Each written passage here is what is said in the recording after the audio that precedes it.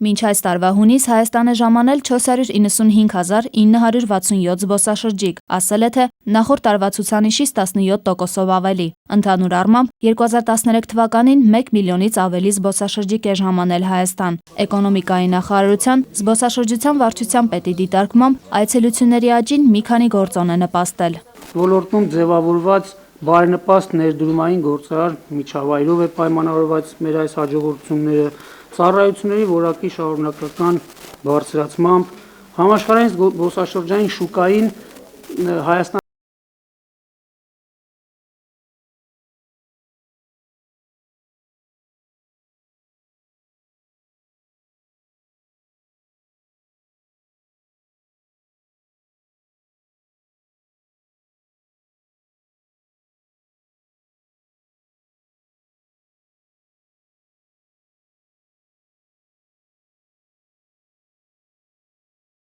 Ապրեսյանի պարզաբանմամբ պատճառն այն է, որ պատմամշակութային հայտնի հուշարձաններից բացի Հայաստանում երիտասարդների համար այլ հետաքրքիր առաջարկներ կան։ Լեռնամագլցում կա, ինքն արկածա եւ նաեւ հիմնականում իհարկե Հանրապետության մարզերում, այսպես անգլերեն hiking կոչվող, արշավայի